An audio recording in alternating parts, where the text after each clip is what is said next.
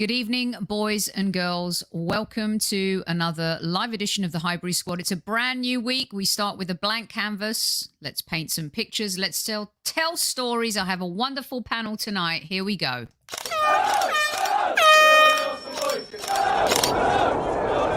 Mind the gap between the train and the platform. Please stand clear of the discussion doors. The next stop is Highbury Squad.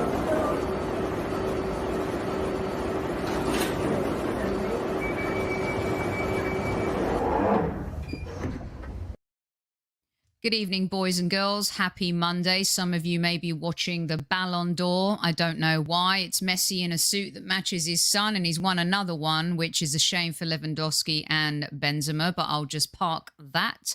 It is a brand new week here at HSHQ, and I am joined by some epic Gooner voices. Firstly, in that top right-hand corner from where I'm seeing is Mr. Owen Young. Welcome to the show, mate.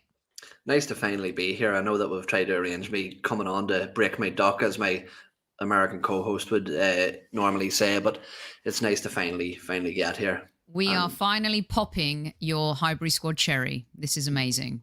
I was trying to use a more decent term, but nice to see that you've sunk that low. I'm in good company. Also joining us is one of my favourites, Mr. Jared Carver. Welcome to the Highbury Squad. Is this your first time too, or have you been here before? No, it is. I'm kind of with Owen. I've been looking forward to coming on with you for quite a while, so very much looking forward to it and glad we could do it today, and glad I'm on with Owen, who I can never see enough of. I'm popping cherries left, right and centre.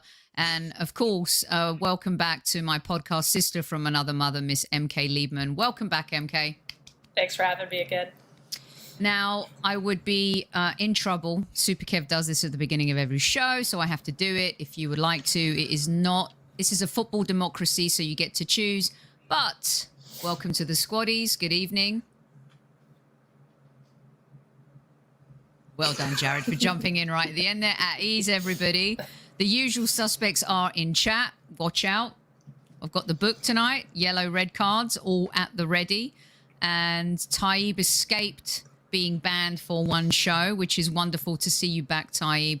And good evening to everybody from all corners of the earth who is joining us tonight. And if you're listening on replay, I hope you are well too. We're going to get stuck right into this. But before we do, I have to say something.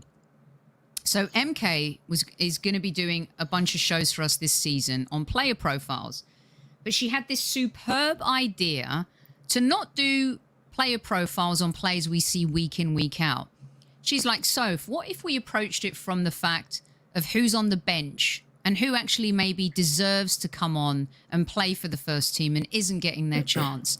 And she had prepared this entire show on one Mr. Gabriel Martinelli. And because of my own issues with scheduling, we weren't able to bring that show to you just yet or broadcast it. But I would like to give kudos to MK for the last 2 months banging on at me about Martinelli and that he has got to be the first one that we look at from the perspective of bench to pitch. So MK, my apologies. Sure. Okay. No, it's mine too. I mean, I went back to New York for almost a month, so that was that too. So.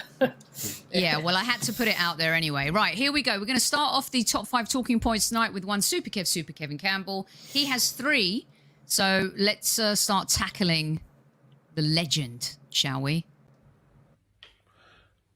Hi, Sophie. Hi, everyone. Squaddies, at ease. Right, guys and ladies. I've got a question, but there's quite a few in it as well. So let's talk about the Arsenal. One is, do you think our defence could get a clean sheet against Manchester United? Number 2, should Martinelli start against Manchester United? 3, could Martinelli or should Martinelli start with Aubameyang, or should Aubameyang get dropped? I think he plays, but I think there's quite a few people who are rumbling about Aubameyang getting dropped. What do you think? Has Martinelli done enough to start? And does Aubameyang get dropped? does Lacazette start as well? So there's quite a few. I don't think there's anything else around that team. And what do you think the score's going to be as well? That's important against Manchester United. They had a decent draw at Chelsea. Chelsea obviously weren't at the races really, were they? Attacking wise. So who wins? United at Old Trafford, or do we beat them for the second time in 2 years? Take it easy, everybody. Squaddies, Sophie, and the panel. At ease, everybody. Kev in a very mellow Monday mood, here for the Monday Madness show. I kind of dig it. He's prepping there for a Question of Sport live tonight on stage in Manchester. So that is something that we'll bring to you tomorrow, and he'll give you a rundown when he's back on the show.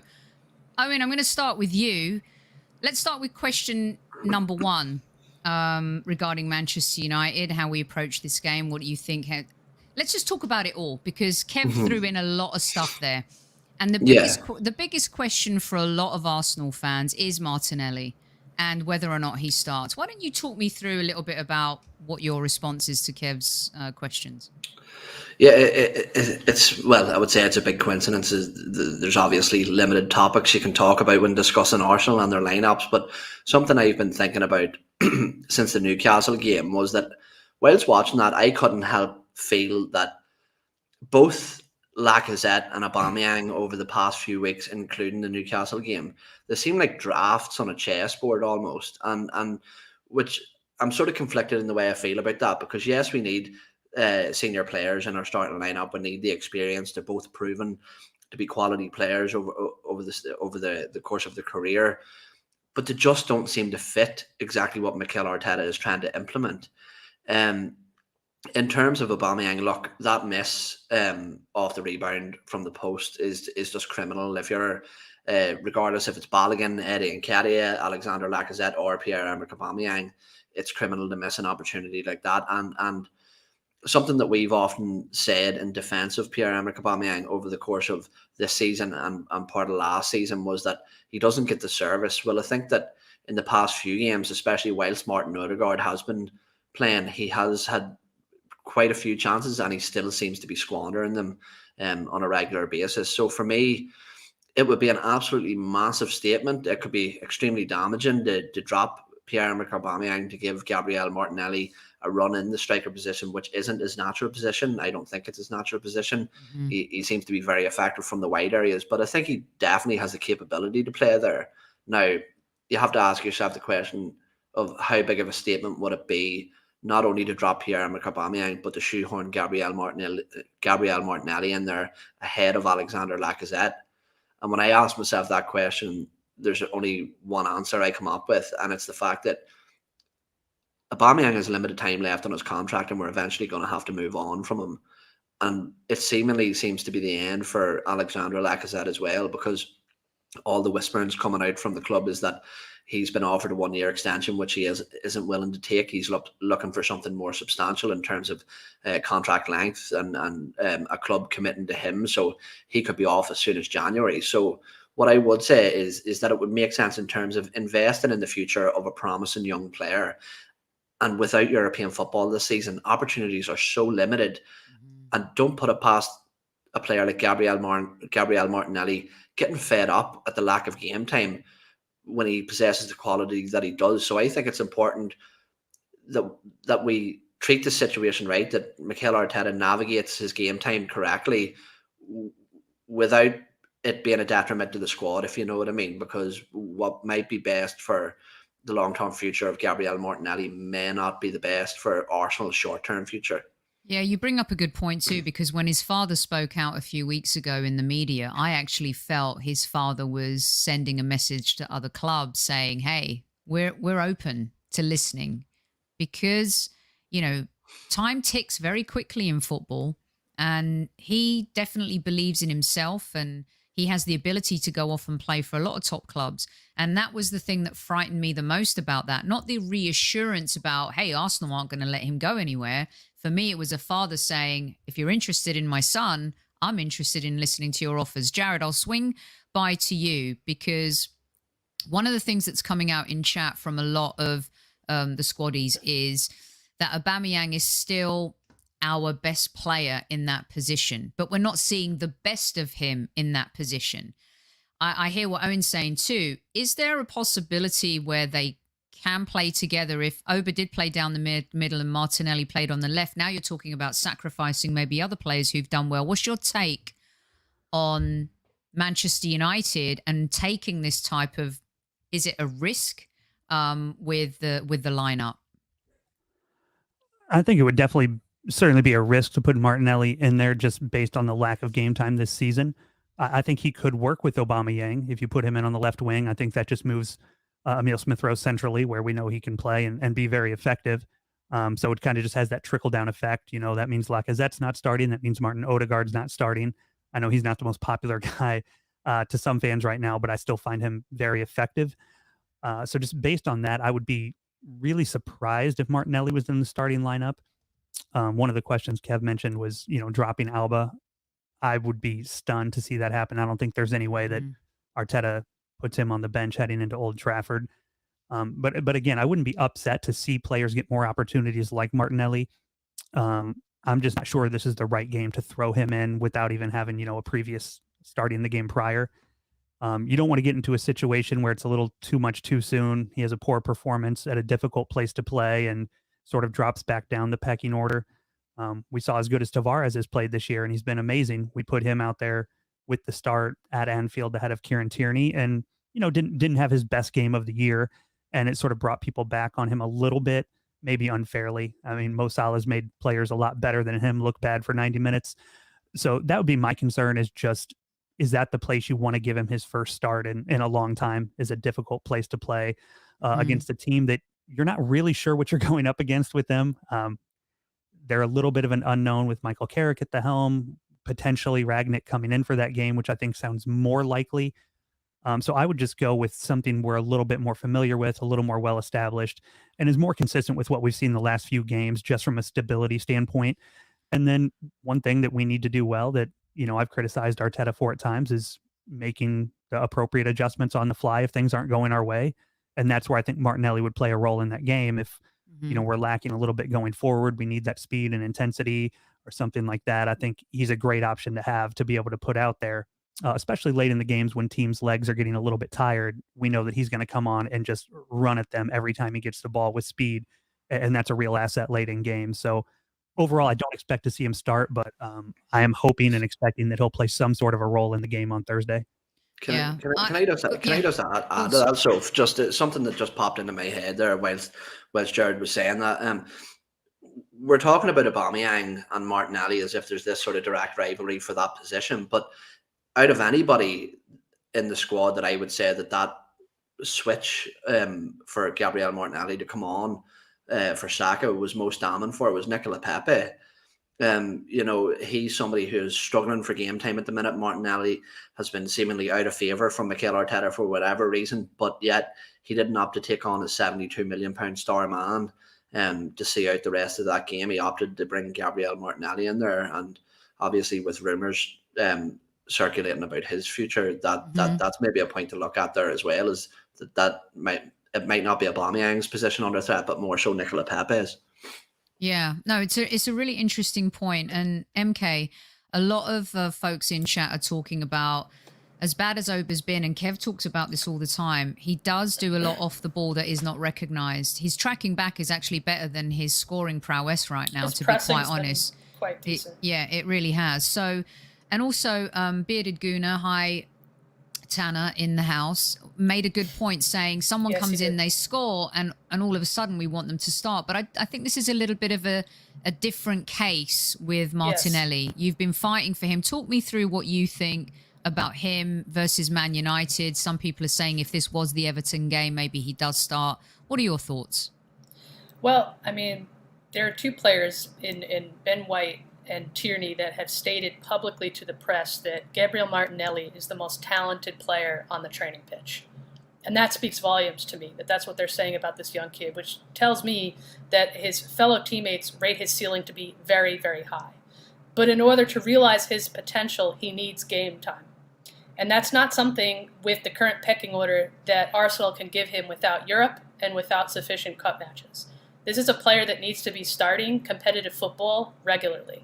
And if we're not able to do that, then he needs to go out on loan in January to a competitive team. And I think that that is the best solution, because as much as I would like to see him start, say, in place of Aubameyang, he is not a central striker.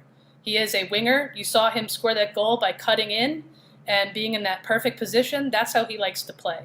I think that if anything, it would be nice to see him maybe start in lieu of one of the other wingers to give them some rest potentially, or maybe come on earlier as a substitution and play with Lacazette up front, who I think is also very good off the ball. They had a great link-up play that nearly resulted in a goal in the second half of the game, obviously, over the weekend. And I just think that we need to really be thinking of him as the future, because Aubameyang and Lacazette are going to go. And we need to start thinking about, giving him regular minutes, so that way when they are out, especially when Lacazette is done at the end of the summer, that we can think about where he fits in. So it's either you give him the minutes or more minutes and maybe some starts. Personally, I would like to see him start on the wings in United, because I think it's an incredible opportunity. And I think that what he did against Chelsea is evidence that he's capable of going out there and dealing with the pressure of a big game environment. And so just based on that, why not? But you need to give them the minutes. Yeah, I think like a lot of our young players, they're fearless. Like you've seen that with Nuno and Sambi. You have a terrible game against Liverpool. You bounce back, albeit against a Newcastle team that is absolute garbage, rock bottom of the table and hasn't even won a game yet. You still have to bounce back and play well, regardless of who is in front of you. But I kept this question up from Mo, Owen, and I'll swing it back to you, because it's a really interesting point. We're making this about Gabby starting, but for him, it's more about Aubameyang than it is Gabby. And I think most Arsenal fans want to see Gabby integrated into this team more. The lack of European football this season is going to hurt us from a fiscal point of view and a productivity point of view. So is it more of the case of looking at Aubameyang versus thinking, okay, you know what, Gabby's going to have a role to play in this United game, whether he starts or whether he comes off the bench, especially after what he did. It would be remiss of Mikel Arteta not to include him somehow. What's your take on Mo's point? Yeah, well, it is. I would say this is more about Aubameyang than it is Martinelli, because there's a very simple resolution to the problem if you want Gabriel Martinelli to start, because simply I think a lot of people would consider Martin Odegaard out of form, which I'll dive into that a little bit later. I have my own issues with that sort of statement, but it's very simple. You move Emile Smith-Rowe to the 10, you play Bukayo Saka on the right, and you play Gabriel Martinelli on the left with Aubameyang up front. My only issue with that is look, obviously it's horses for courses. Different players are going to suit different games, but what I find that we do with Pierre-Emerick Aubameyang a lot recently is that it's constantly somebody else's fault. It's we haven't got a number 10 to provide enough chances. The wing backs are putting in too many crosses, and he's not an aerial striker that scores a lot of goals with his head. It's this, it's that. And then eventually excuse after excuse starts to turn back to, well, who's at the end of all these excuses? And there's one common denominator, and it's Pierre-Emerick Aubameyang. We see with a lot of strikers like Robert Lewandowski, with Alexander Lacazette, to a certain extent with Cristiano Ronaldo, strikers when they're aging tend to change their game, and the truth is that Pierre-Emerick Aubameyang, his entire game relied an extreme amount on his pace, on his athleticism to beat players, just to knock the ball past them, sprint in and get on the end of things. And the truth is, I think he's just losing a little bit of that. People don't like saying this, but it's just the natural way things go. I think we're starting to see the decline of Pierre-Emerick Aubameyang, and whilst I still think in patches he can be absolutely brilliant, I think that the time is coming that we maybe need to start to move on from him. But the truth is, at the minute, as people have mentioned in the chat, he's the best of a bad bunch to a certain extent. And I think that maybe in January, because of how close we are to that top 4 fight, maybe unexpectedly to a lot of people, I think that we maybe need to accelerate our search for a new striker. Definitely, 100%. And in a time where we can't create and we're not scoring goals, it would we have to look at the other options, Jared, and Martinelli definitely offers those options. Now, a lot of people in the chat are talking. By the way, someone wrote to me on YouTube yesterday and said, Soph, when you say in live chat, can you please change it to say in the live chat? And I said I would do my best to try and accommodate you by saying in the live chat as opposed to in live chat. Getting grammar lessons on YouTube, by the way, guys. I mean, I tell you, you're a lot more polite than me. If that was our show and somebody said that, I'll not even give you my response. Jared, everyone's talking about Saka probably not being ready to play against Manchester United. It's looking that way. Does that mean? And then a lot of folks are saying Saka's not going to play. It's a given that Martinelli will. But do you think that's the case? I mean, Owen's gone through a little bit about the setup and how we kind of approach the game. But is it a given that if Saka's not fit, Martinelli plays? And if that's the case, how do you see that forward line lining up? I certainly don't think it's a given that Arteta puts Martinelli in automatically if Saka's out. Like I said, I like Martinelli for a lot of the reasons MK stated. I thought that her piece on him was great. I would like to see him in there, but it's certainly not a given. And I actually think it's pretty unlikely. While he maybe has jumped Pepe in the pecking order, we've seen a number of games where Arteta's gone with the Lacazette and Aubameyang in the lineup together. I think that's quite likely. Martin Odegaard could simply just fill in and play on the right wing. That's an area where he can fill in. So we have a lot of options in the front line. Like I said, I would like to see Martinelli in there, but I certainly don't think it's a given. And I actually think it's pretty unlikely that he gets to start, whether it's Saka available or not. I'm just not sure that he's going to put him in there on Thursday. I'd be a little surprised by it, to be honest. MK, do you think there's any chance that Pepe makes an appearance against Manchester United? I was just going to say that. Because a lot of folks in chat are talking about Pepe, and I'm like, he didn't even come off the bench against the rock-bottom Newcastle United. What makes people think that Arteta is going to trust Pepe against Man United? Because Arteta, at the end of the day, is a manager that relies upon experience, and he feels like he has to have X number of experienced players. And I think that this isn't just Arteta, this is a lot of managers. And I think it's why do we overvalue experience at the expense of things like form, at the expense of things like game time, at the expense of things of consistency? And so it's very possible that we might see Pepe in an explosion of anger on Twitter. So I don't rule out anything at this point. I think it's very possible. But personally, I would like to see, like I said, Martinelli start in the wing. Give him a shot. Throw him in the deep end. Let's see what he can do.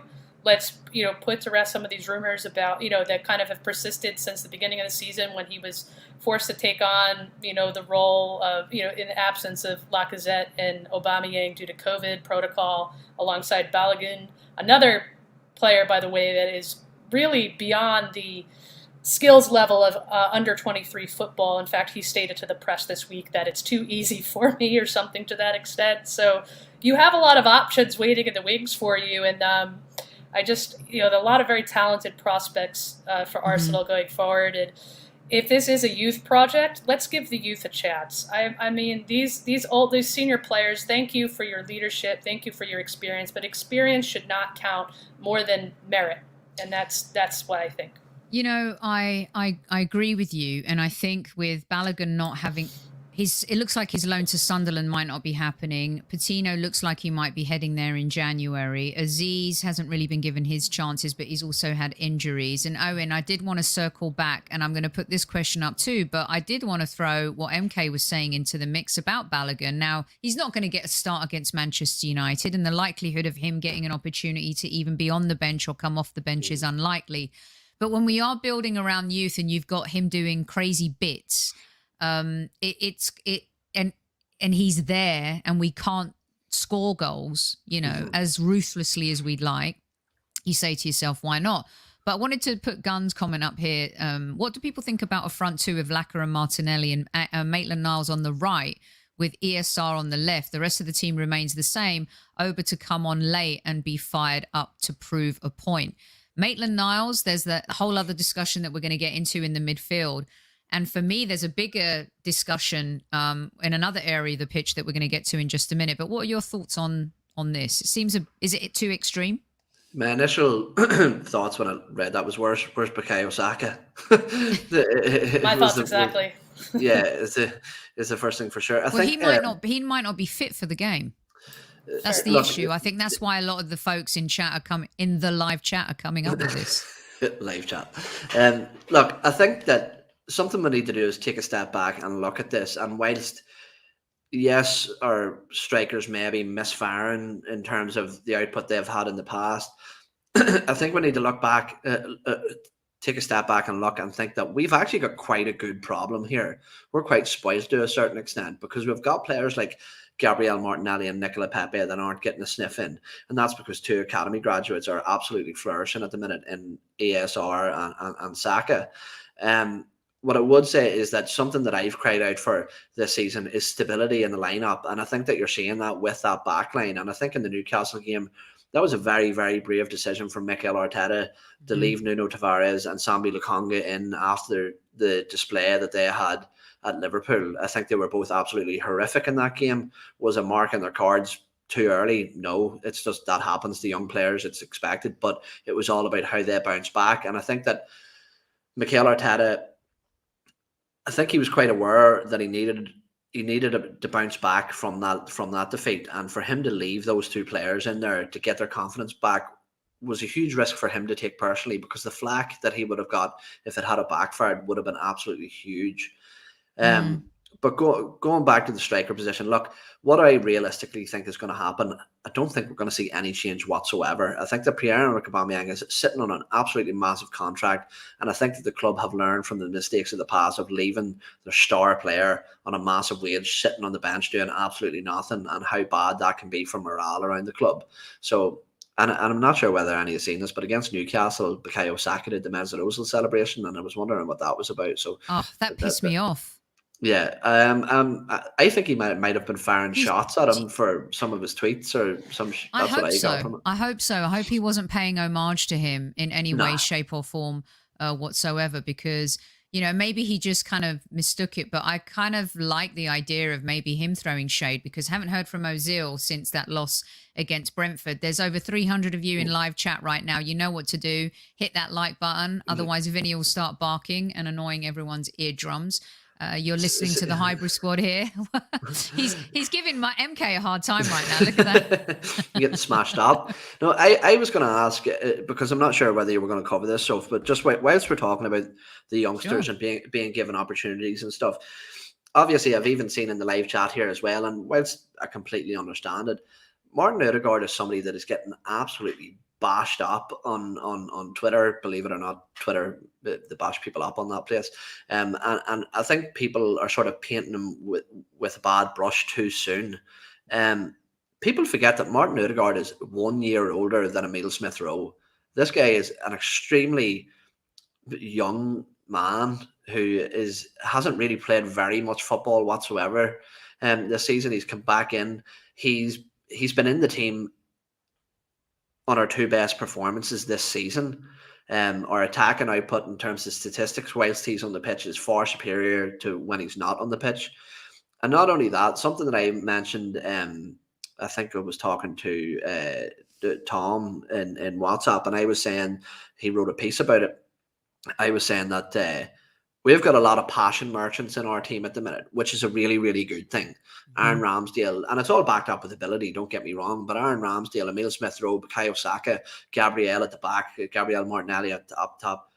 But you need, within that band of passion merchants, you need a conductor, somebody to set the tempo, someone that sets the rhythm of a game. And there's very few players in the world that can do that. And Martin Odegaard is one of those players. Even at 22 years of age, he is somebody that can set the tempo for the team, and everybody else thrives off that rhythm.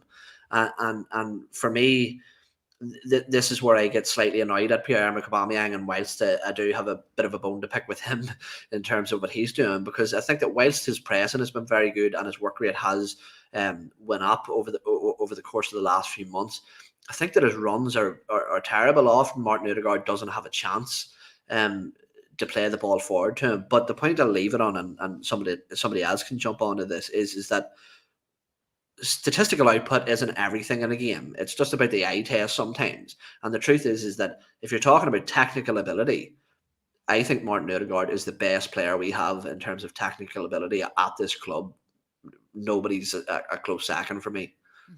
You know, it's a great, and I was going to come on to it because I think it's really unfair. And Jared, I'm going to swing it to you because I know that you have some, some opinions about this. For me, Odegaard was a play that we needed to be ingrained into the Liverpool game a lot earlier. It wasn't about moving the ball and carrying the ball. It was about having someone who could contain possession. And what I love about Odegaard, and I said this to Kev on the show last week, and he actually agreed with me, there are some players in your team that think a little ahead of everybody else. And I believe Odegaard's one of those. Ozil had that in his heyday. There were times where we were super frustrated and it seemed like the frustration should have been with Ozil, but really it was the players around him who couldn't think as intelligently or as fast enough as him. We see that. Manchester City are lucky because they have like-minded players across the pitch. So when Foden's thinking 2 steps ahead, or Kevin De Bruyne is, he's got like-minded players who do the same. And I believe that Odegaard has that football intelligence. You're not the captain of your international country at that age when Haaland is in the team too without being a baller. Jared, I think it's really classless of some of our fans to go after him, considering also that he hasn't had the opportunity to play as much. And I would say against Manchester United, where we're going to need to have a little bit more possession and discipline, he should play. What are your thoughts? I mean, I think overall you hit the nail on the head. I'm a big fan of Martin Odegaard's. I think he gets a lot of really unfair stick, and for a few reasons. I think a lot of it goes to the expectation you have for a player. And in general, I think people look at him as a veteran player who came from Real Madrid and hold him to a different standard than we would one of the other youngsters in the lineup when, as Owen said, they're more or less the same age. They're within about a year of each other. And I think people just think of him as being a much more well-established veteran player because he's been around so long, and he has been around so long. I mean, I knew who he was before I knew who Kylian Mbappe was. I mean, he's been kind of a name that's out there for 7 probably years now. I mean, he signed for Real Madrid at 16, 15, something like that. So I think people just hold him to a different standard because they have the perception that he's more of a veteran player than he really is. I think the point you made about his vision and the way he sees the game and sees player movement is a big one, because I totally agree on that point. I think he has a good way of looking at the game and understanding where the openings are. Mm-hmm. And you can play a perfect ball into a spot, but if your teammate doesn't see the same thing and run into that area, you end up looking the silly one who's given the ball away. Exactly. Last week, I thought his first touch was a little bit loose in the first half. He had a couple of opportunities where he just lost it when it came to him. But at the same time, he was the only one creating and getting the ball into dangerous areas and trying to make those things happen. Very early on, got a ball, immediately turned and just fired it into the box for Aubameyang to run onto. He didn't quite get to it, but the idea was there, and there was somebody being progressive and looking for those moves forward rather than, horseshoeing it around and just kind of resetting play like we often do. Jared, I'm just going to jump in and ask you this before we move on. Do you think Arsenal fans would have the same opinion of Odegaard if he hadn't been with us the previous season on loan and he was a new signing that came in fresh like everybody else? I think he's being painted with a bit of an unfair brush based on the fact that they'd already seen him. So they wanted the shiny new toy in Maddison or X, Y, or Z. Do you think that's fair or foul? No, I think it's completely fair. I think everyone, myself included at times, we fall for the new toy syndrome. We want something new we haven't seen that's exciting. But there's a reason that we wanted to bring him back. He played very well the second half of last year. I thought he was very integral in a good run that we had to finish the season. And he just brings something that we don't have with other players. We have a lot of skilled players in those areas that are dribblers. You look at Saka, can dribble a man. Smith Rowe can certainly catch somebody on the half turn and blow past players. We need somebody who can control possession, keep the ball, and also has that incisive passing. And I think he has that to a much higher degree than anybody else we have.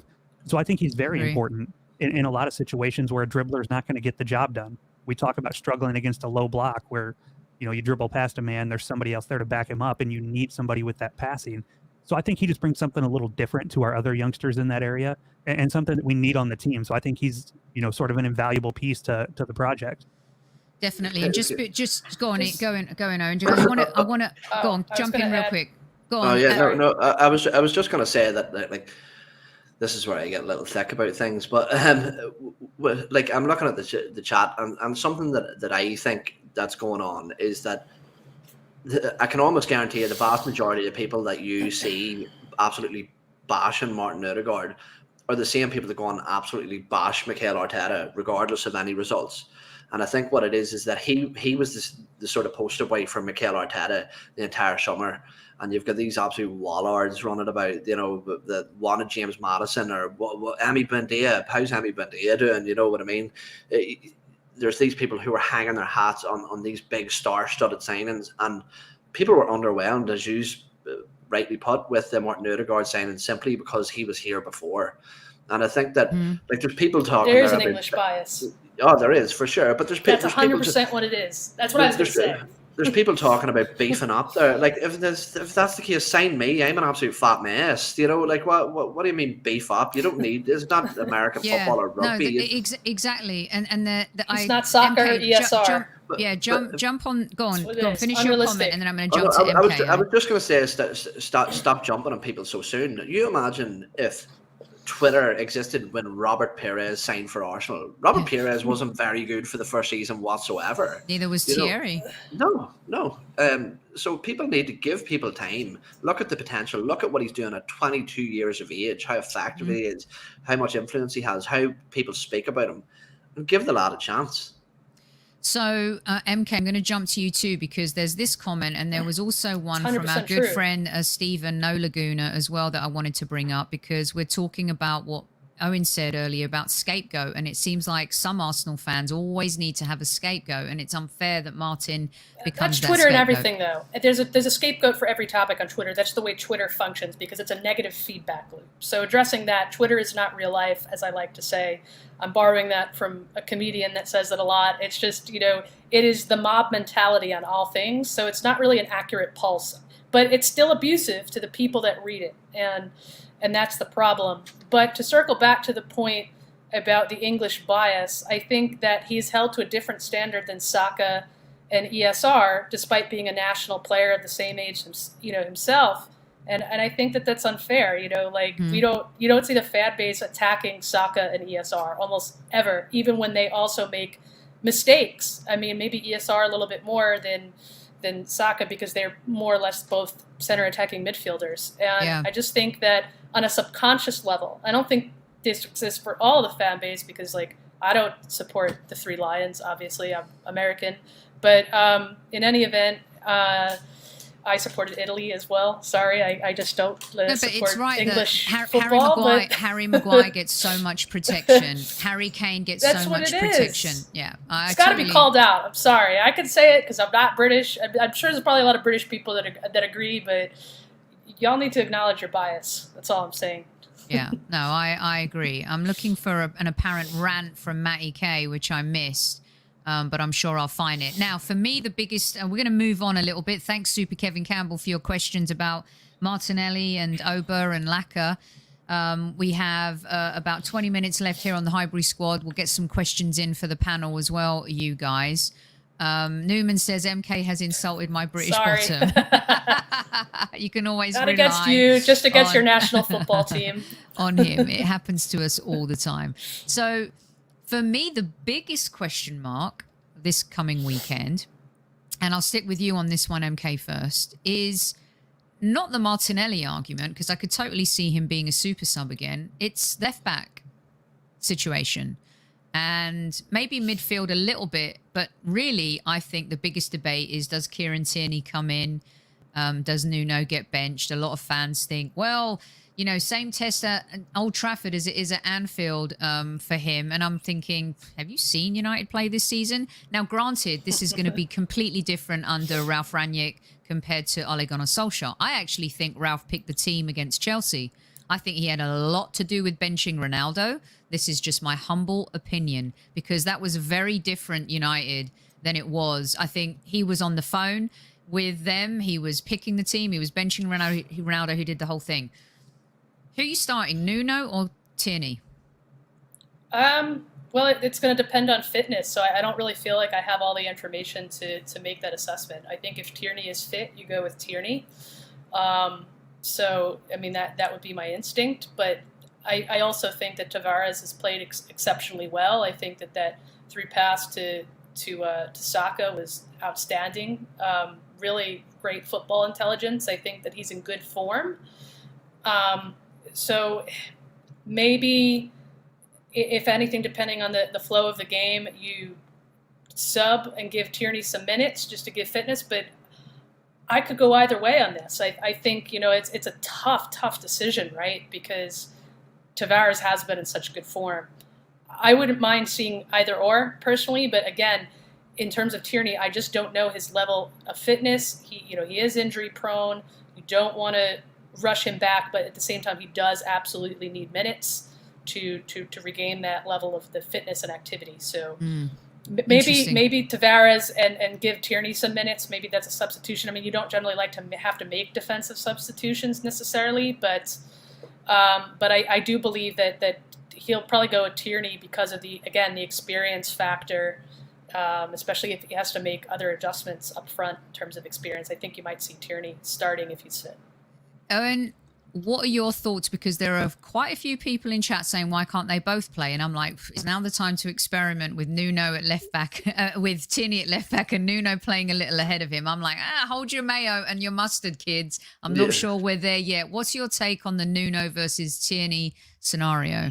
It's funny because, like, we were talking earlier about shoehorning Gabriel Martinelli and potentially Pepe into the same side, and now we're trying to shoehorn.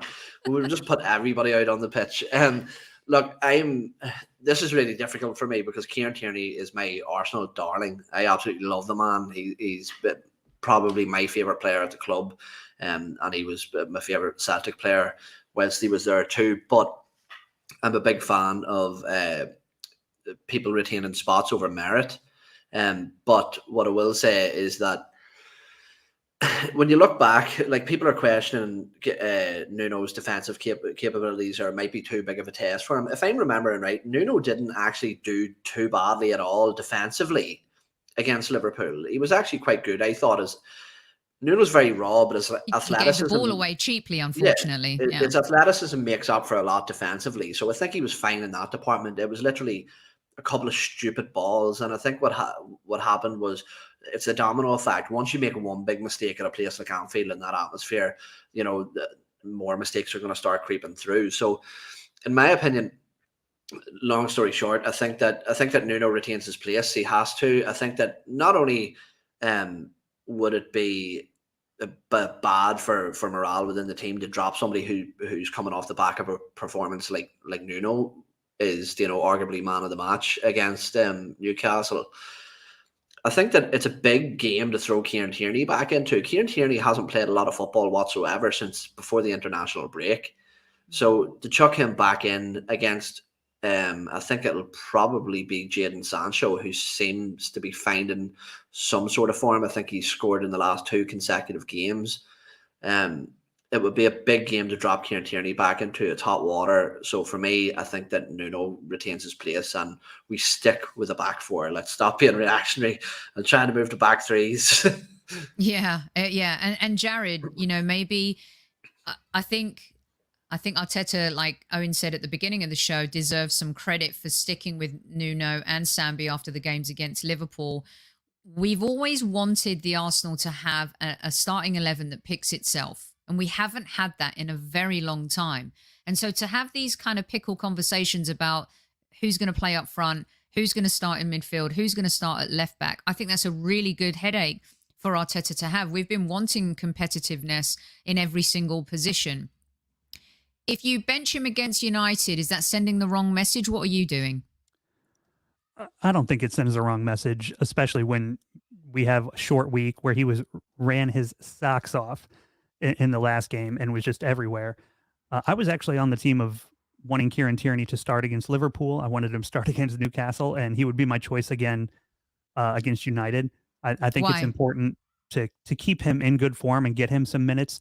But the argument I made on a different podcast for taking Nuno out even before Liverpool, when Tierney's fitness was a little questionable, was that for me, Nuno being dropped, in my opinion, would be that he's almost a victim of his own success. And I say that because if we still had Kolasinac in that backup spot, I wouldn't want to risk Tierney in a game we're unlikely to win at Anfield. and then potentially miss him the next 2, 3, 4 games with injury and have such a significant drop off with Kolasinac. But when we have Nuno Tavares behind him, that kind of alleviates that worry, because the level that we drop off from Tierney to Tavares is such a smaller gap than it was from Tierney to Kolasinac. So the fact that he's been so good makes me more willing to risk Kieran Tierney, if you want to call it that, and put him out there just to get him some minutes, get back in form, and see where he is. I must admit also, like Owen, Kieran Tierney is the darling of the team for me. I'm a huge fan of his, absolutely love the guy. So I love to watch him play, but I think we're in a good spot, as you said, having 2 good options in that position. And I want to make sure one guy doesn't sit for so long. He's a little off form when we do need him. And on a short week, I think it just kind of makes sense to give him a go. Yeah, it's going to be interesting to see what he does. Similarly in midfield. MK, I'll swing this one back to you too, because what are your thoughts on Thomas Partey? I'd love all 3 of you to give me your take on him. Again, one of those polarizing players. Clearly, when he plays well and he's at the top of his game, he's like a Rolls Royce. But to me, he's played a little bit like a Fiat at times this season. Whether or not he's fit, that's another question. He's like James Mays. He's like James Mays Rolls Royce, that old '80s Rolls Royce from Top Gear. If anyone's a fan of the show, just go look up that piece where he's just Captain Slow driving this old Rolls Royce. He feels like that at times. He's a shade of 2 Rolls Royce here. This is not DJ Khaled's Rolls Royce. Does he play against? I mean, you don't drop Thomas Partey against Manchester United. No, of course not. But the problem is, in a 4-2-3-1 system, you need your CDMs to be properly overlapping each other. And if one of them is going to be, supporting the attack, then the other has to properly be, giving that coverage so those center backs aren't exposed. And we've seen time and time again, Partey of late just not really being where he has to be and not really overlapping correctly. And in a 4-2-3-1 system, which Arteta obviously favors, that's really bad. So, you have to figure that out. You have to work that out and resolve that on the training ground and figure out what's going wrong with communication issues, breakdowns, why, they're not supporting, Lokonga and Partey. I think that Lokonga is obviously the one that's going to be going forward, and Partey is more of that deep passing, so he's the one that's going to be supporting the defense more, I believe, but he doesn't always do that, right? Like, I think that he gets caught out sometimes or turns it over.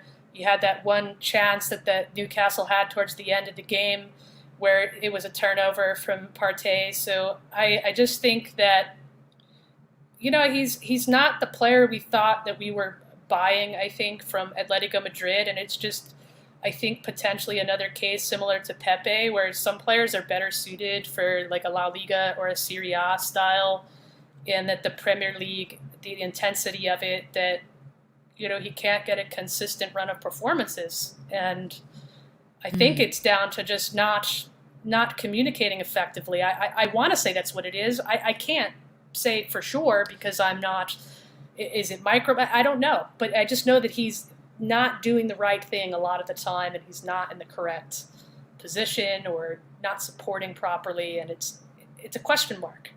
I mean, is that because maybe he feels like he has to do too much and he can't really do what he does naturally as a player, the player that he's been at Atletico and coming into Arsenal? Do you feel, is there any credence to what I'm saying there? Because it feels like, for me, he's that box to box. I think we haven't even seen a smidgen of the best of him, because when he grabs the ball and he marches forward, I think it's a beautiful thing to see. And I think a lot of the times under us, he's having to overcompensate for not playing his natural game. Yeah, and I think that I would disagree with MK in terms of what league he's suited to, about him being suited more so to La Liga or something like that, because simply probably the most dominant display I've ever seen from one player in one game was Partey during their visit to Anfield in the Champions League the season before he signed for us, and he absolutely destroyed Liverpool almost single-handedly. I've never seen a player dismantle a side so much on his own, and that's the best team, in my opinion, in our league. The majority of the same players there.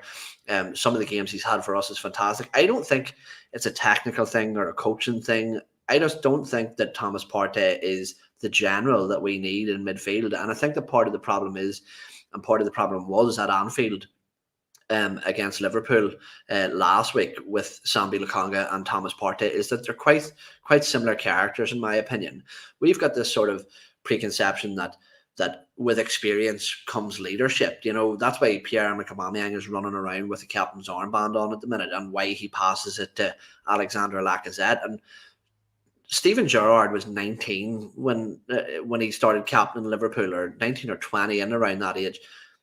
He was more of a leader at that age than Pierre-Emerick Aubameyang will ever be. So I think that when we look at Partey, we see him as this senior figure, and I just don't think that's his personality. I think he needs a general like Koke that he played with at Atletico Madrid.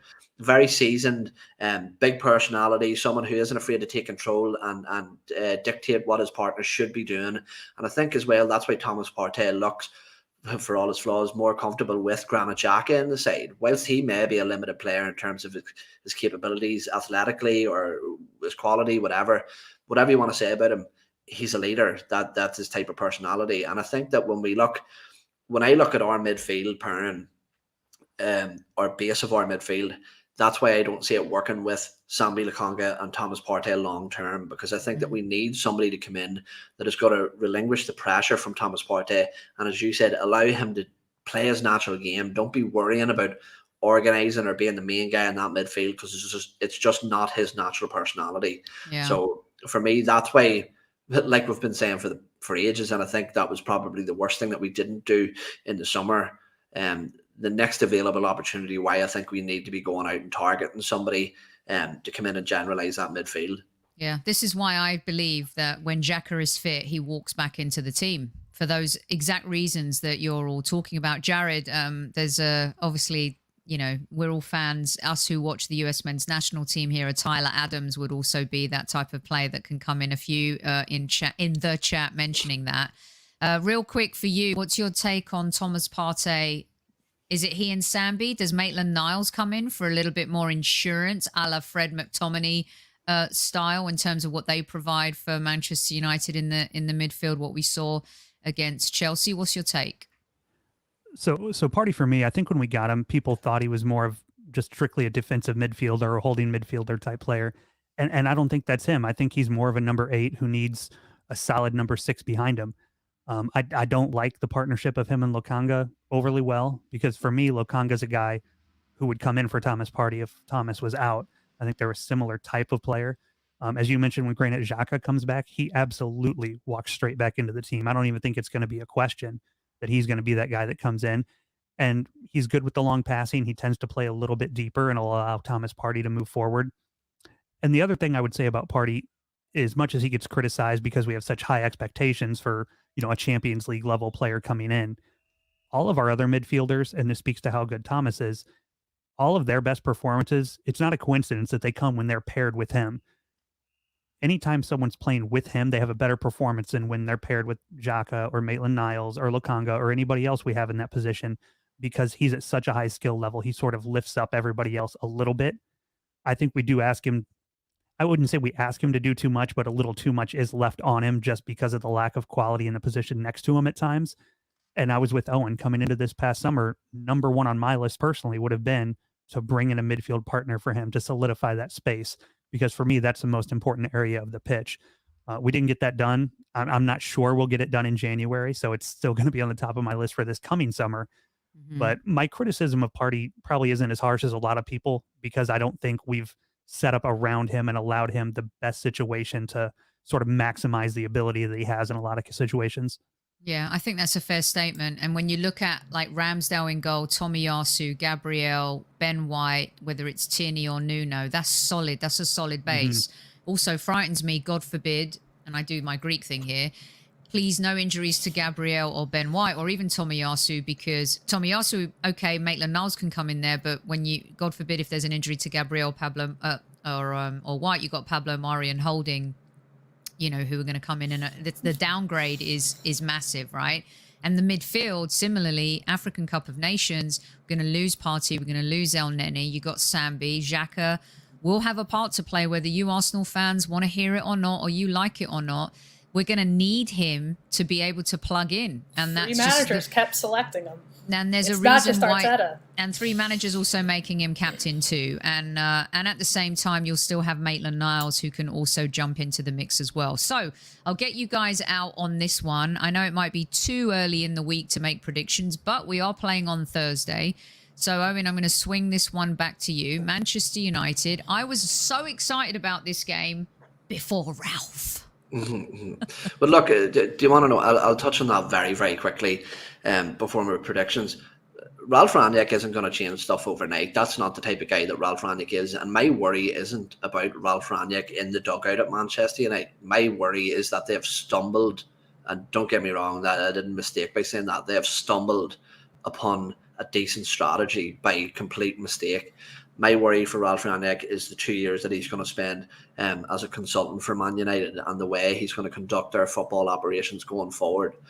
So that's the very sort of brief overview. That's his expertise.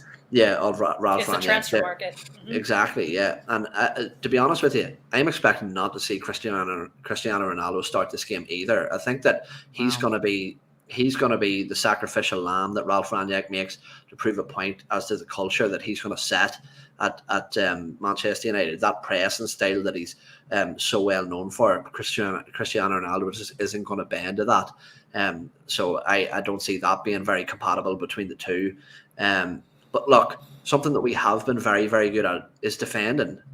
Something that Man United haven't been very good at is creating a lot of goals, mainly because their penalties are drying up for once, thank God. So I think, look, I don't think we're going to go to Old Trafford and blow them away. They'll have some sort of relative bounce after Ole Gunnar Solskjaer has exited. Those magical bounces that seem to happen after managers get sacked and players suddenly seem to start playing well again. But I'm going to go for a cagey 2-1 win to Arsenal. So I think that these fixtures coming up, United, Everton, who are in bad form, and West Ham, this is a very, very crucial part of the season if we're being realistic about getting top 4. And to be honest with you, United are probably going to be our closest rivals to get that fourth place spot. So to go and take points off them away from home would be absolutely huge in the push for doing that. How do you see this one, Jared? I'm looking forward to Thursday. I'm kind of on the same boat as Owen. I'm going to pick a 2-1 win for the Arsenal. If I'm remembering correctly, it's a place that Arteta's had a lot of success in all the games we played. Manchester United, I think he's played them 3 times, and we've got 3 clean sheets. So no reason to not be confident. They're not playing well right now.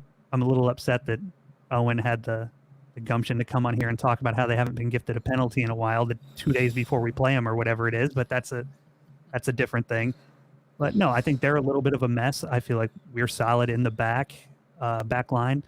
And I expect a good performance. One of Thomas Partey's best performances for Arsenal came against Manchester United, so hopefully he follows that up with another one.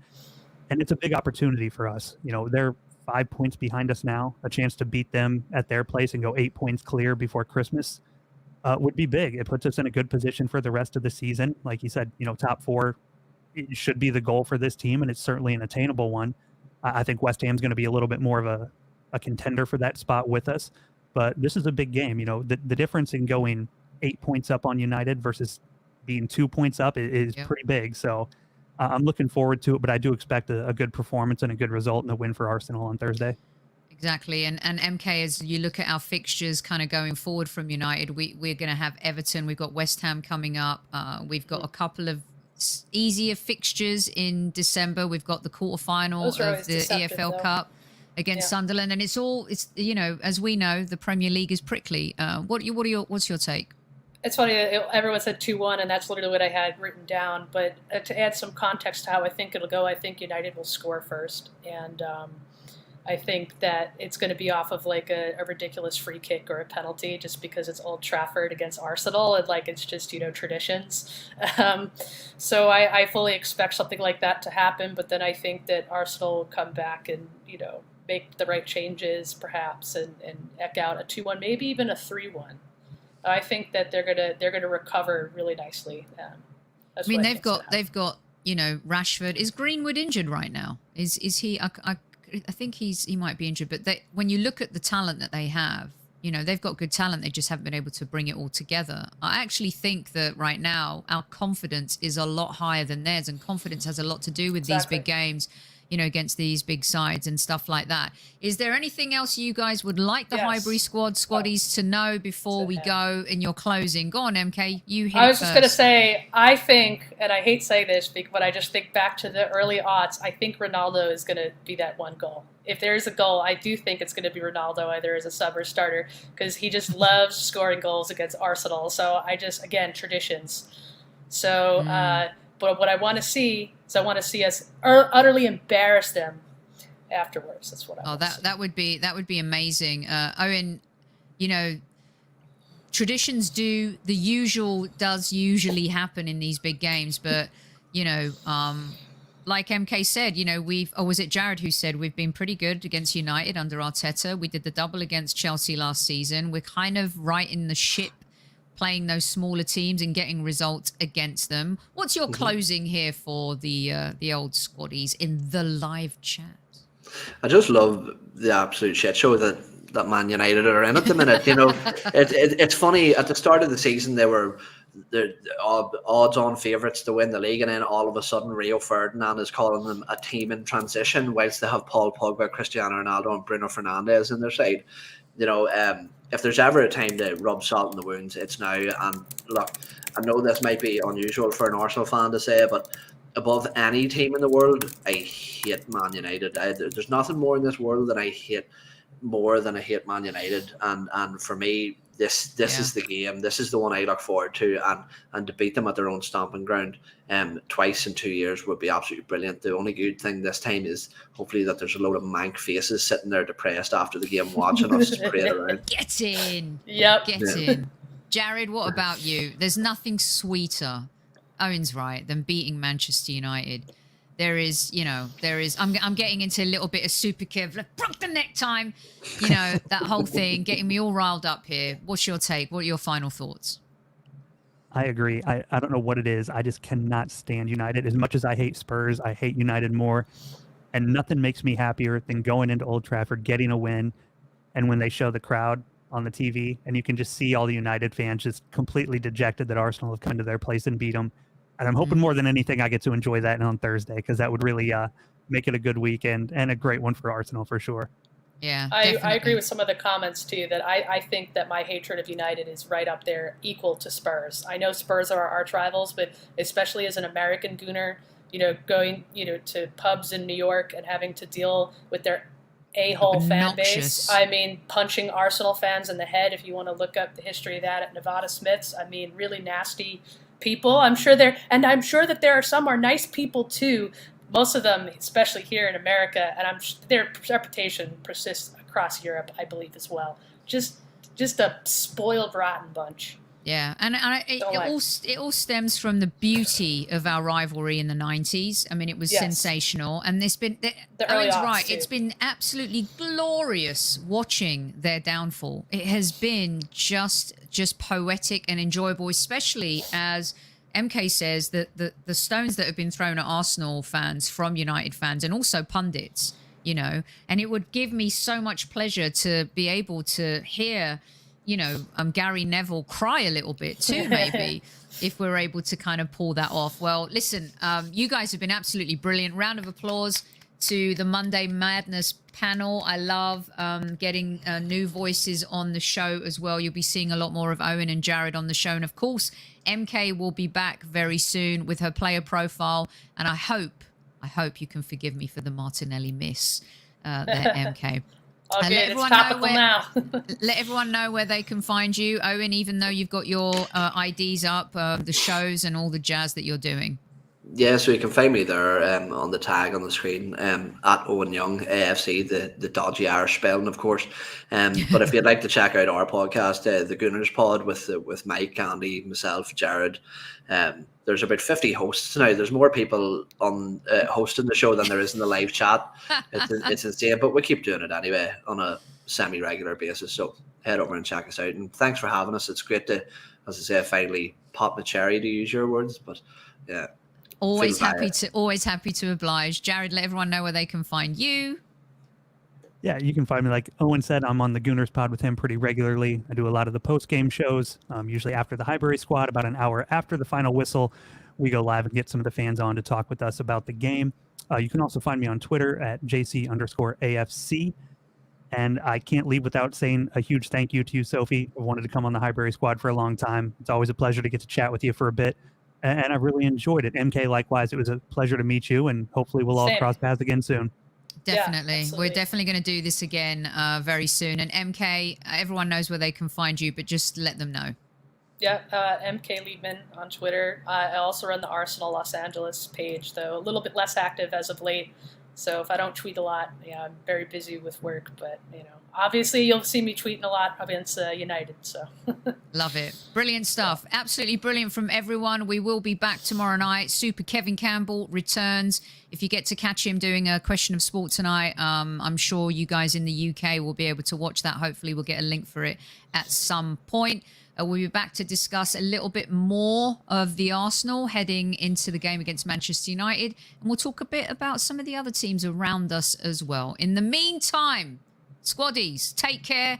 And Matty K, I may come and watch the game with you on Thursday at the pub, but that means we'll have to do the post-game show from the pub, and that's never a good idea.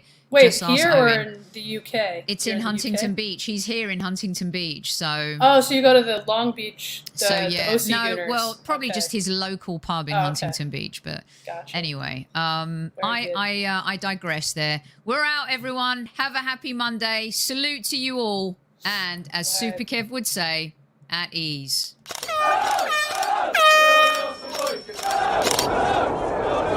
Mind the gap between the train and the platform. Please stand clear of the discussion doors. The next stop is Highbury Squad.